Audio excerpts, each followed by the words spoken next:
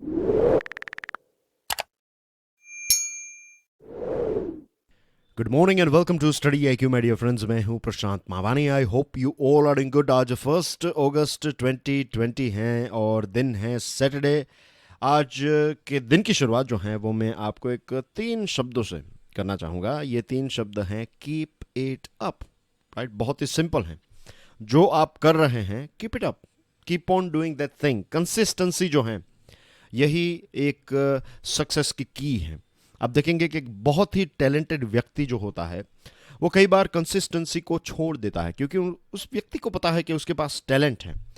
लेकिन कई बार क्या होता है कि आपके पास शायद वो चीज़ ना हो, शायद वो टैलेंट ना हो, लेकिन अगर आप कंसिस्टेंटली अगर किसी चीज़ के ऊपर मेहनत करें तो आप उसमें जो गॉड गिफ्टेड टैलेंटेड व्यक्ति हैं उससे भी आगे निकल सकते हैं। तो make sure you keep it up. इसी के साथ डियर फ्रेंड्स, स्टडी आईक्यू की टीम ने मिलकर एक स्मार्ट कोर्स डिज़ाइन किया है। ये स्मार्ट कोर्स सिविल सर्विसेज की एग्जामिनेशन के लिए है। ये आपकी प्री और मेंस दोनों एग्जाम्स को कवर करता है। ज़्यादा जानकारी के लिए डाउनलोड करें हमारा मोबाइल एप्लीकेशन। लेक्चर को दूसरे स्टूडेंट्स के साथ तो शेयर ज़रूर करें। वीडियो पसंद आता है then hit the like button, और हमारी चैनल को हमें सपोर्ट करने के लिए हिट द सब्सक्राइब बटन। अगर आपने सब्सक्राइब कर लिया है, नोटिफिकेशन बेल को प्रेस कर लिया है, तो डियर फ्रेंड्स 3 और स्टूडेंट्स को स्टडी आईक्यू के बारे में ज़रूर बताइएगा। आज सैटरडे है तो इतने ज़्यादा आर्टिकल्स हमारे टेबल के ऊपर नहीं हैं, लेकिन जो आर्टिकल्स हैं 4 आर्टिकल्स हैं, काफ़ी इंपॉर्टेंट है और काफ़ी इंपॉर्टेंट न्यूज़ आइटम्स के बारे में भी हम बात करने वाले हैं। टूवर्ड्स ए न्यू नॉर्मल, ये कोरोना वायरस के ऊपर लिखा गया एक द हिंदू न्यूज़पेपर का एडिटोरियल है। Centre has announced further relaxations. हम सब जानते हैं राइट कि आज से कर्फ्यू जो है वो ख़त्म हो गया है। मीन्स स्टेट्स को ये फ्लेक्सिबिलिटी दी गई है। This is a very good thing कि स्टेट्स को ये फ्लेक्सिबिलिटी है कि अपने हिसाब से वो देखें कि उनकी सिचुएशन कैसी है। ओवरऑल अगर हम देश की बात करें तो केसेस जो हैं वो काफ़ी बढ़ रहे हैं, लेकिन क्या केसेस का बढ़ना एक चिंता का विषय है? ये एक बहुत ही इम्पोर्टेंट प्रश्न है। अगर आप मुझसे पूछे कि क्या केसेस बढ़ रहे हैं तो ये एक बुरी बात है। I would say no. मेरा ये मानना है कि केसेस का बढ़ने का मतलब ये है कि ज़्यादा लोगों की टेस्ट हो रही है, या फिर कई लोग ऐसे हैं जो थोड़ा गुड फील नहीं कर रहे हैं तो वो हॉस्पिटल जा रहे हैं, नज़दीकी सेंटर्स में जा रहे हैं और अपनी टेस्ट करवा रहे हैं और पता चल रहा है कि उनको कोरोना वायरस इन्फेक्ट कर चुका है। तो टेस्ट ज़्यादा होने की वजह से भी आंकड़ा जो है वो ऊपर दिखाई दे सकता है, या फिर ये आंकड़ा जो है वो बढ़ सकता है। That is a very normal thing. बुरी बात यह होती कि अगर लेट्स से 10 लोगों को कोरोना वायरस का इन्फेक्शन होता और उसमें से 9 लोग अगर मर जाते तो डेफिनेटली ये एक चिंता का विषय होता। लेकिन भारत की फेटालिटी की बात करें तो 2.16% है। इसका मतलब यह है कि लेट्स से कि 100 लोगों को अगर कोरोना वायरस होता है तो उसमें 2 लोगों की या फिर 3 लोगों की मृत्यु होती है। और ज़्यादातर वे बीमार लोग जिनको कोमॉर्बिडिटीज़ हैं, जैसे कि किसी को लंग के साथ जुड़े हुए कोई डिजीज़ हैं या फिर ऐसा इश्यूज़ हैं, तो उनके लिए ये एक बहुत बड़ा ख़तरा है। तो ऐसा नहीं है कि उनकी मृत्यु हो रही है तो वो चल रहा है वो ठीक है। नो, एक भी व्यक्ति की मृत्यु नहीं होनी चाहिए। राइट, कोशिश तो यही होनी चाहिए। लेकिन प्रैक्टिकली स्पीकिंग डियर फ्रेंड्स, ये 2.1% जो फेटालिटी रेट है ये एक रीजनेबल फेटालिटी रेट है, ये एक्सेप्टेबल है। इतनी भयानक फेटालिटी रेट बिल्कुल नहीं है। आज तक हमारे देश में 36,000 लोगों की मृत्यु जो है वो कोरोना वायरस की वजह से हुई है। आज हमारे देश में 17 लाख जितने केसेस हैं। 17 लाख केसेस में क्या है कि देखिए 1/3 जितने लोग, 17 लाख के 1/3 अगर आप निकालेंगे then you will get something around what 5,50,000 5,60,000 के आसपास कुछ मिलेगा आपको। राइट, 5.5 लाख 66,000 ऐसा कुछ आंकड़ा आएगा अगर आप कैलकुलेट करेंगे तो 17 लाख में से 5,66,000 एक्टिव केस हैं, बाकी के लोग जो हैं वो रिकवर हो चुके हैं। दुनिया में कोरोना वायरस केसेस के नंबर की बात करें तो आज हमारा स्थान जो है वो 3rd रैंक पर है।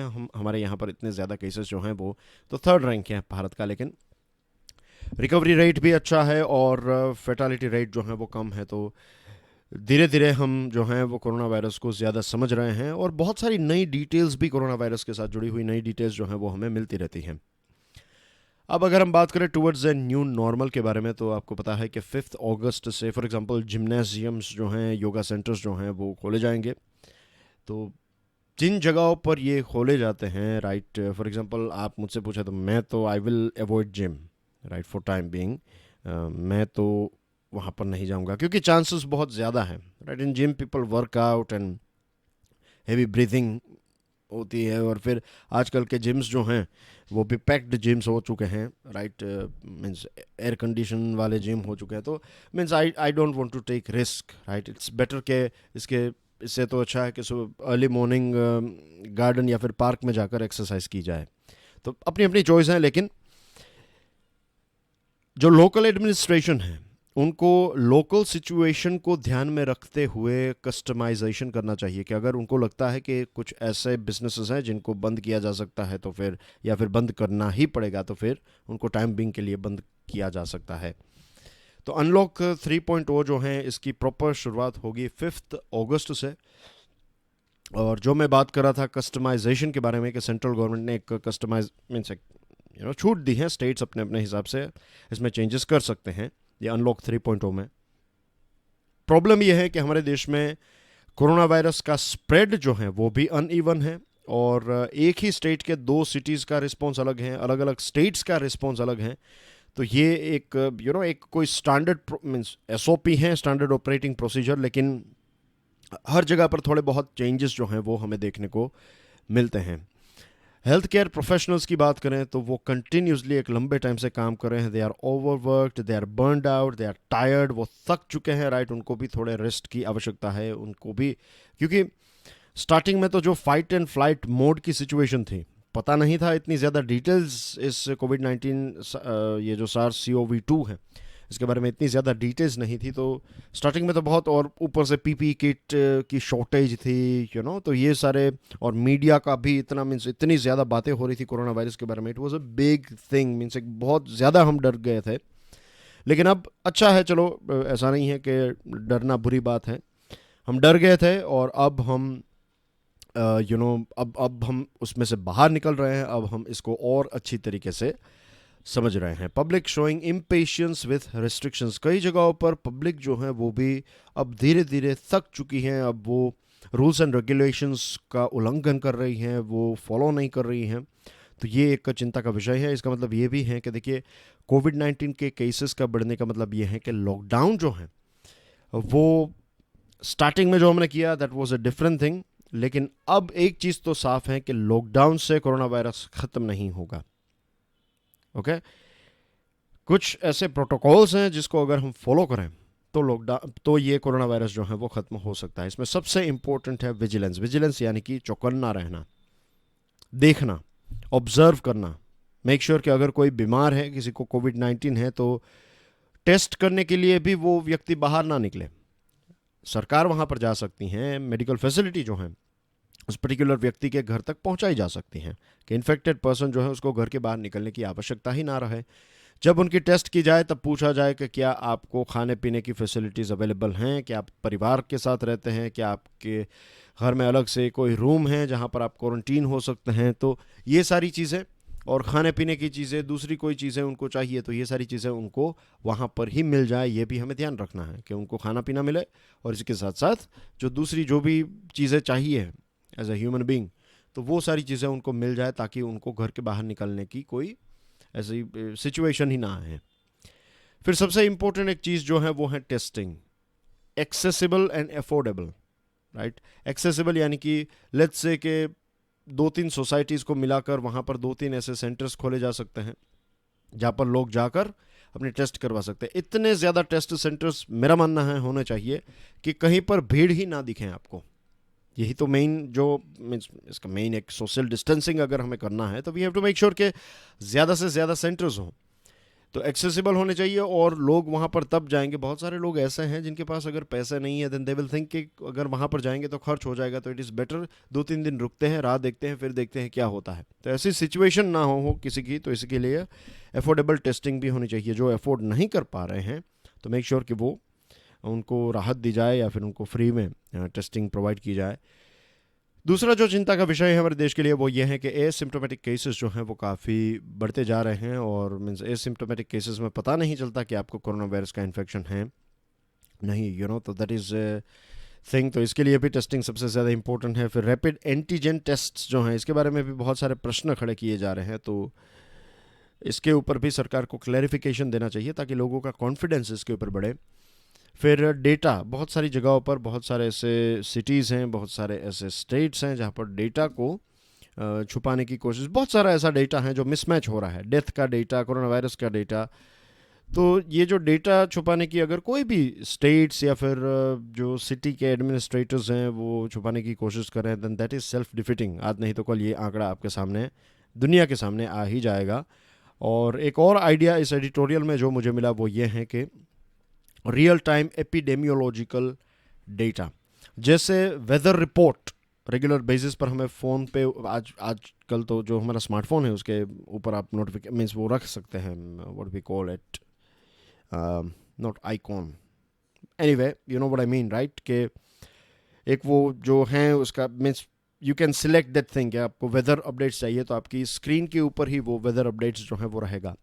तो इस हिसाब से कोरोना वायरस का जो आपके सिटी का डेटा है वो भी आपके पास अगर हो, और ख़ास करके एडमिनिस्ट्रेशन के पास और लोगों के पास, तो लोगों के पास जब ये डेटा आएगा तो आप लोकलाइज्ड रिस्पॉन्स, लोकलाइज्ड बिहेवियर जो है उसको नज कर पाएंगे, जिस डायरेक्शन में ले जाना है वो ले जा पाएंगे। सेकंड थिंग इज़ एडमिनिस्ट्रेटर्स के पास जब ये डेटा रियल टाइम डेटा होगा तब वो माइक्रो प्लान भी कर पाएंगे कि अगर लेट्स से कि ये सिटी है तो इस सिटी के इस कॉर्नर में ही सबसे ज़्यादा केसेस हैं, बाकी का सिटी जो है वो क्लीन है कोरोना वायरस से, तो आप इसी प्रॉपर पोर्शन को लॉकडाउन कर सकते हैं, या फिर उसमें भी और ज़्यादा माइक्रो जाकर अगर कुछ घर ऐसे हैं तो उन घरों को ही लॉकडाउन किया जा सकता है rather than putting the whole area और द सिटी। तो ये कुछ ऐसे स्टेप्स हैं, अगर उठाएं तो फिर नॉर्मल से बहुत दूर नहीं है। Moving on to next item, Afghanistan के बारे में बात करेंगे, वॉर एंड टॉक्स। सबसे पहले तो ये फ्लैग है अफगानिस्तान का, आप देख लीजिएगा, और हु कंट्रोल्स वॉट इन अफगानिस्तान, ये थोड़ा पुराना इन्फोग्राफिक है लेकिन रियलिटी जो है वो आज भी ऐसी ही है। ये वाइट वाला पोर्शन जो है, पहले तो ये देख लीजिए, ये पूरा ये अफगानिस्तान है, एज यू नो राइट, बहुत डिफिकल्ट नहीं है, तो this is full Afghanistan, okay. अब ये रेड वाला पोर्शन जो आपको दिख रहा है ये सारी जगहों पर, ये तालिबान के कंट्रोल में है, और बाकी का जो वाइट वाला पोर्शन है वो गवर्नमेंट के कंट्रोल में है। इसमें थोड़ा बहुत अप एंड डाउन हुआ होगा, लेकिन रफली स्पीकिंग 50-50 का रेशियो है। 50% ज़मीन या फिर एरिया जो है वो तालिबान के कंट्रोल में है और 50% जो है वो गवर्नमेंट के कंट्रोल में है। फर्स्ट लाइन आपकी स्क्रीन के ऊपर जो है वो मैं पढ़ रहा हूँ, इसके पीछे एक बहुत डीप मीनिंग है। The Taliban's decision to cease fire for 3 days during Eid ul Adha has come as a relief for Afghans who have seen unabated violence despite a peace agreement between the insurgents and the US. सबसे पहली line, the Taliban's decision, Taliban decide करेगा कि कब cease fire होगा कब नहीं होगा। जब तालिबान ने ये डिसाइड किया कि 3 दिन ईद की वजह से, और बेसिकली मैं कंप्लीटली भूल गया, Eid Mubarak to everyone right, आज बकर ईद है, तो may God bless us all, okay. Eid ul Adha जो है, तो इसको ध्यान में रखते हुए तालिबान ने ये डिसाइड किया है कि वो 3 दिन का सीज फायर करेगा। सीज फायर यानी कि फायरिंग और झगड़ा जो है वो नहीं होगा। और ये बात जो है ये अफगान्स के लिए एक बहुत बड़ी रिलीफ है। मैसेज मिल रहा है आपको इसमें से कि तालिबान का देखिए कितना कहर है, कितना कंट्रोल है, कि वो जब डिसाइड करते हैं कि सीज फायर होगा तब जाकर अफगानी लोगों को ये लगता है कि अच्छा चलो ठीक है, हम ये त्यौहार जो है वो अच्छी तरीके से मना पाएंगे। फिर उसके बाद की लाइन जो है वो देखिए, who have seen on Afghans who have seen unabated violence despite a peace agreement। Piece agreement किसके बीच में हुआ है? यूएसए और तालिबान के बीच में हुआ, लेकिन फिर भी ये पीस एग्रीमेंट के बाद भी वायलेंस जो है वो चलता रहा है। अब मैं आपको इसको और ज़्यादा डिकोड करके बताता हूँ। एक लंबे टाइम से ब्लेम गेम चल रही है अफगानिस्तान की गवर्नमेंट और तालिबान के बीच में। तीसरी बार 2001 से जब से ये युद्ध की शुरुआत हुई है, तब से जब ओसामा बिन लादेन ने ये बिल्डिंग्स गिरा दी वर्ल्ड ट्रेड सेंटर की, तो उसके बाद यूएसए ने अफगानिस्तान के ऊपर अटैक किया, और तब से लेकर आज तक ये तीसरी बार ऐसा सीज फायर तालिबान ने किया है। और ये एक आशा की जा रही है कि ये ट्रूस जो हैं ये और ज़्यादा एक्सटेंड, ट्रूस यानी कि ये जो शांतिमय 3 दिन हैं, तो इसी प्रकार की चीज़ें जो हैं वो और ज़्यादा दिनों तक एक्सटेंड की जा सकती हैं। यूएसए और तालिबान के बीच में डील हुई। अब देखिए, जो दोनों दुश्मन थे, यूएसए और तालिबान एक दूसरे के दुश्मन थे। यूएसए ने तालिबान को ख़त्म करने के लिए ही 2001 में अफगानिस्तान में अटैक किया था। अब एक वक्त आ गया, इतने सालों में 19 साल हो गए हैं, करोड़, लाखों, करोड़ों, अरबों रुपए यूएसए ने खर्च कर लिए, लेकिन तालिबान को हरा नहीं पाया।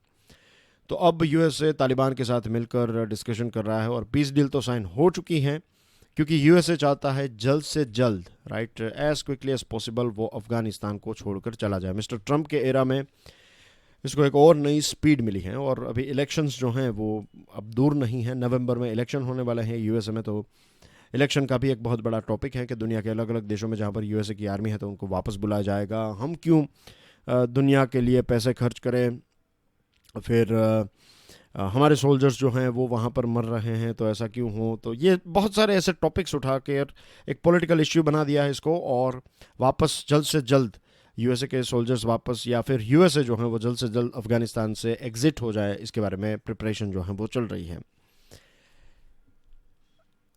नाउ द थिंग इज कि यूएसए और तालिबान की पीस डील में एक चीज़ की प्रॉमिस थी कि intra Afghan talks, intra Afghan यानी कि अफगानिस्तान के अंदर की बातें, अंदर की डिस्कशंस, यानी कि तालिबान और गवर्नमेंट के बीच में, अफगानिस्तान गवर्नमेंट के बीच में भी डिस्कशन और शांतिमय वातावरण क्रिएट किया जाएगा। टॉक्स की शुरुआत जो है वो मार्च 2020 से हुई, लेकिन ब्लेम गेम, ये तू मैमे जो हैं एक दूसरे के ऊपर चलती रही। तालिबान ने यह डिमांड की कि हमारे प्रिजनर्स जो हैं, हमारे कैदियों को छोड़ा जाए। गवर्नमेंट ने बताया कि हम उनको नहीं छोड़ सकते, और ये सारी चीज़ें हुई, फिर झगड़ा हुआ और अटैक्स हुए, और फाइनली सरकार ने 5,000 जितने तालिबान के प्रिजनर्स को छोड़ दिया है। और उसके बदले में तालिबान ने क्या दिया उनको? सीज़ फायर 3 दिन का। अब समझ रहे हैं कि तालिबान का कंट्रोल कितना ज़्यादा हो चुका है इस देश के ऊपर। और ये जो तालिबान है ये कंटिन्यूसली वॉर एंड टॉक्स, एक तरफ वो आपके ऊपर बॉम्ब भी फेंकेगा और दूसरी तरफ कहेगा कि चलो बात करनी है तो आइए, नहीं आ रहे हैं तो फिर और एक बॉम्ब फेंकेगा। तो इस प्रकार से वो बिहेव कर रहा है। एक अपर हैंड आ चुका है उनका। उनको पता है कि अगर यूएसए यहाँ पर थक गया तो अफगान सरकार जो है वो तो बहुत ही मीन्स वीक है। वीक इसलिए हैं क्योंकि यूएसए तालिबान फेब्रुआरी डील के बाद 3,560 गवर्नमेंट के ट्रूप्स की मृत्यु हुई है, हत्या की है तालिबान ने। 775 सिविलियंस मर चुके हैं, इसमें मारे जा चुके हैं। और प्रेसिडेंशियल इलेक्शन जो हुआ तो उसमें भी बहुत कम लोग आए। रिजल्ट के बाद अब्दुल्ला ने यह बताया कि वो भी जीत गए हैं। तो गवर्नमेंट में 2 प्रेसिडेंट, आप सोचिए, 2 लोग ये बता रहे हैं कि हमने ये चुनाव को जीता, और फाइनली नेगोशिएशंस हुए। लास्ट टाइम की तरह फिर से अब्दुल्ला जो हैं वो प्रेसिडेंट नहीं बने और अशरफ गानी प्रेसिडेंट बने, और अब अब्दुल्ला जो है वो high council for national reconciliation के हेड बन चुके हैं। और ये HCNR जो है वो तालिबान के साथ डिस्कशन करेगा। तो तालिबान को पता है कि सरकार जो है वो वीक है, यूएसए अब यहाँ से निकल रहा है, खुद सरकार जो है वो सस्टेन नहीं कर पाएगी। आर्मी और जो भी उनकी पुलिस डिफेंस फोर्सेस हैं वो इतने लंबे टाइम तक उनको फाइट नहीं दे पाएगी। और पॉलिटिशियंस में भी पावर को लेकर इश्यूज चल रहे हैं। तो ये सारी चीज़ें जो हैं वो तालिबान की ऑटोमेटिकली स्ट्रेंथ बन रही है। Moving on to next item, कोविड-19 crisis as a metropolitan battle. Cities, हमारे बड़े बड़े मेट्रोपॉलिटन सिटीज़ को देखें आप, दिल्ली, मुंबई, कोलकाता, चेन्नई, बेंगलुरु, हैदराबाद। तो देश के 50% जितने केसेस आपको इन बड़े शहरों में देखने को मिलेंगे। और ये बात सच भी है कि ये जो कोविड-19 है, ये कोविड-19 बेसिकली एक मेट्रोपॉलिटन या फिर सिटी में होने वाला रोग है, ऐसा बताया जाता है इसको। 2018 की बात करें तो पब्लिक हेल्थ एक्सपेंडिचर के ऊपर हमने पता है कितना खर्च किया था, सिर्फ 1.28% of our GDP। World bank ये बताती हैं कि भारत में out of pocket health expenditure जो है ये 62.4% जितना है। 2017 का ये आंकड़ा है। मैन पावर भी हमारे देश में कम है। डॉक्टर और पॉपुलेशन का रेशियो जो है ये 1:1457, यानी कि 1,400 से भी ज़्यादा लोगों के बीच में सिर्फ एक डॉक्टर है। WHO का रिकमेंडेशन है 1:1000। सिटीज़ जो हैं उनको हम ग्रोथ इंजन्स भी कहते हैं। रिमेंबर, ग्रोथ इंजन्स हमारे देश में ज़्यादातर जो एक स्पीड देने का, इकोनॉमी को स्पीड देने का काम जो है वो हमारे बड़े शहर करते आए हैं और करते आएंगे। और यही बात दुनिया के दूसरे शहरों की के ऊपर भी लागू, दूसरे देशों के ऊपर भी अप्लाइड है। वर्ल्ड बैंक का ये जो 62.4% out of pocket expenditure out of pocket health expenditure का जो डेटा है, तो अगर वर्ल्ड एवरेज आप देखेंगे तो वर्ल्ड एवरेज है 18.2%। तो एक बहुत बड़ा गैप है इसमें। तो क्या क्या ऐसी चीज़ें हैं? एक तो है लार्जर गवर्नेंस इश्यू। क्या हमने हमारे शहरों को, हमने खुद अपने आप को मैन मेड डिज़ास्टर्स या फिर दूसरी ऐसी जो इमरजेंसीज आ जाती हैं, नेचुरल हो या फिर मैन मेड हो, तो उसके लिए हमने हमारे शहर क्या और हम इसको लेकर तैयार हैं? नहीं। हमारे यहाँ पर सेफ्टी को हम इतना ज़्यादा, मीन्स कल्चर का पार्ट नहीं है सेफ्टी, आप माने ना माने, ये एक रियलिटी है। आप बहुत सारे ऐसे गांव के रास्ते जो होते हैं, तो वहाँ पर जाएंगे तो छोटे छोटे जो ब्रिजेस होते हैं वहाँ पर, बहुत ही छोटे ब्रिजेस, तो उनकी दोनों साइड फेंसेस भी नहीं होती, और बारिश के टाइम पर वहाँ से पानी जो है वो जा रहा होता है, और फिर किसी की कार डूब गई, किसी का बाइक चला गया, मृत्यु हो गई। तो ऐसे ऐसे जो केसेस हैं वो काफ़ी हर साल हमें देखने को मिलते हैं। तो छोटे बस वहाँ पर रेलिंग लगा दीजिए और ये प्रॉब्लम सोल्व हो जाएगा, लेकिन सब चलता है। फिर स्पेशल प्लानिंग, सिटी की जो स्पेस है उसका proper planning, municipal capacities, empowered mayors and councils, inter agency coordination, ward level citizen participation, ये सारे मेन टॉपिक्स हैं जिसके बारे में हम बात करने वाले हैं। 74th कॉन्स्टिट्यूशनल अमेंडमेंट को 27 ईयर से भी ज़्यादा वक्त हो चुका है, लेकिन आज भी इसके द्वारा जो रिकमेंड किए गए जो रिफॉर्म्स हैं वो रिफॉर्म्स हमने फॉलो नहीं किए। कॉन्स्टिट्यूशन में ये हैं कि एक ऐसा शहर जिसमें 10 लाख से ज़्यादा अगर पॉपुलेशन है, तो वहाँ पर एक मेट्रोपॉलिटन प्लानिंग कमिटीज़ होनी चाहिए। लेकिन आप जाइए शहर में, देखिए आपके शहर में क्या है, चेक कीजिए, आप पाएंगे कि बहुत कम शहरों में, टोटल अगर रिपोर्ट को देखें तो 18 सिटीज़ में से सिर्फ 9 सिटीज़ में ये हैं, और ये भी पेपर के ऊपर। Absence of comprehensive integrated planning, poor housing, sanitation, lack of access to meaningful social security, housing की फैसिलिटीज़ आप देख लीजिए, सैनिटेशन देख लीजिए। बड़े शहरों में कुछ ऐसे एरियाज़ हैं जहाँ पर आपको, उनको कहते हैं पोश एरियाज़, तो पोश एरियाज़ में बहुत अच्छी फैसिलिटीज़ और सारी चीज़ें क्लीन, नीट एंड क्लीन, और वाटर फैसिलिटीज़, ये सारी चीज़ें हैं। बाकी के जगहों पर आपको नल से पानी भी नहीं मिलेगा। वीक म्यूनसिपल कैपेसिटीज़, हमारे शहर जो हैं उसकी साइज़ बढ़ती जा रही हैं, लेकिन एडमिनिस्ट्रेशन की साइज़ जो है वो उतनी ही है। तो फिर होता यह है कि क्वालिटी ऑफ सर्विस जो है वो एडमिनिस्ट्रेशन प्रोवाइड नहीं कर पाता है। फाइनेंसेस में भी काफ़ी वीक हैं। एसेक्स 2017 का रिपोर्ट जो है उसके मुताबिक Mumbai has the highest number of officers per lakh population in our country, 938।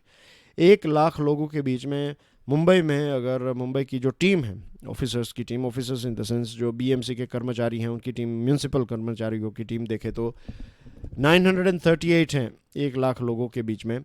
Johannesburg में 2922 है। न्यूयॉर्क में ये 5446 ऑफिसर्स हैं पर 1 लाख पॉपुलेशन।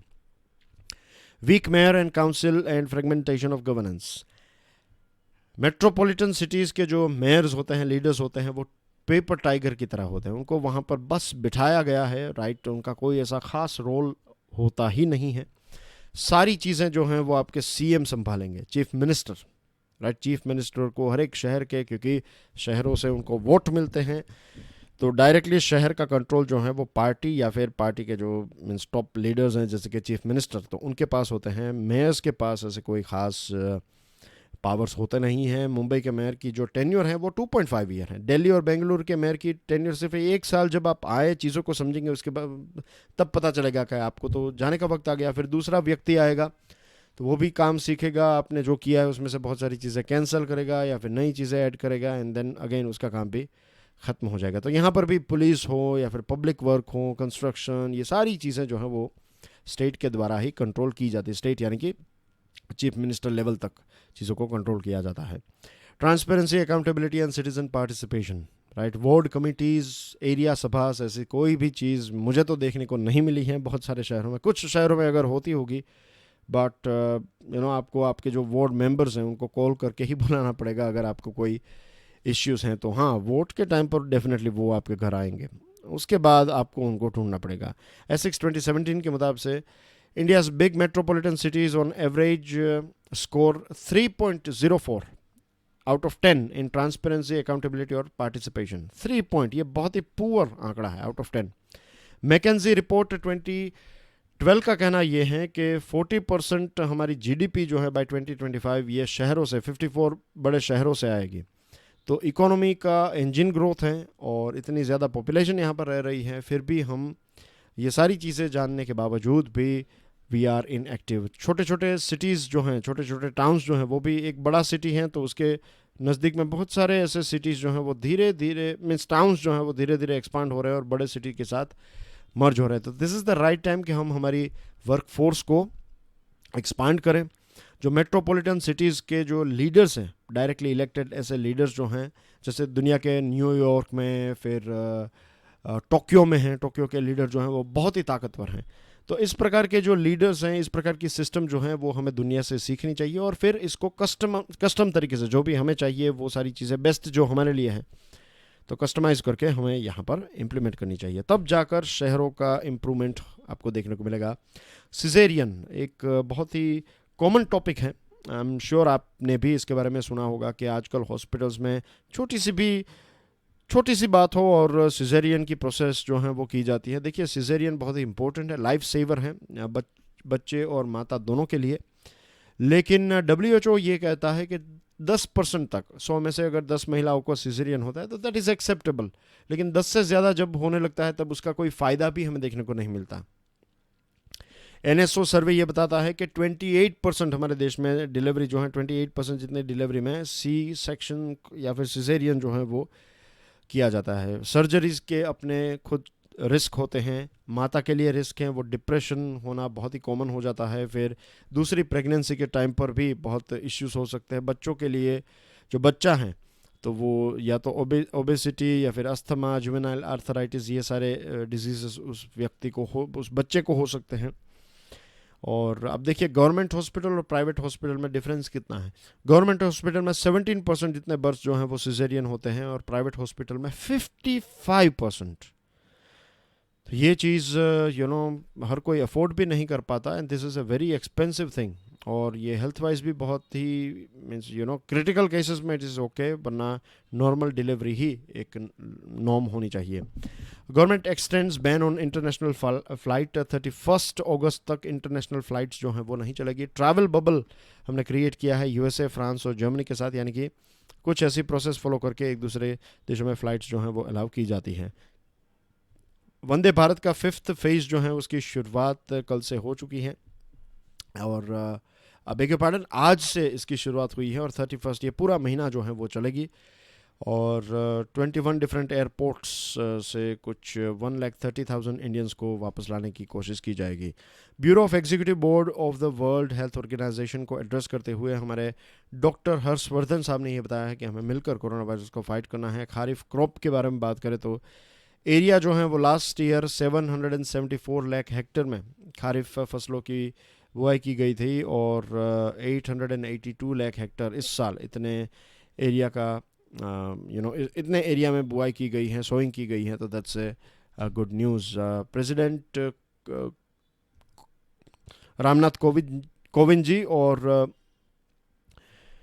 हमारे vice president M Venkaiah Naidu साहब ने ईद उल जुहा के दिन पर लोगों को विश किया है, हमारे देश के वासियों को विश किया है और भाईचारे की बात बताई है, कंपैशन और लव के बारे में बताया है, प्यार के बारे में। और ईद उल अज़हा जो है, it is celebrated to commemorate the willingness of prophet Ibrahim to sacrifice his only son in obedience of God's command, के भगवान ने जब उनको बताया तो फिर उनके आदेश से फिर अपना एक लौता जो लड़का था उसको भी उन्होंने सेक्रीफाइस, त्याग दिया। तो इसको लेकर ईद जो है वो मनाई जाती है। Locust control operation, union agriculture minister ने ये बताया है कि 11 डिस्ट्रिक्ट, राजस्थान, गुजरात और हरियाणा के 11 डिस्ट्रिक्ट्स में लोकस्ट कंट्रोल ऑपरेशंस को कंडक्ट किया गया।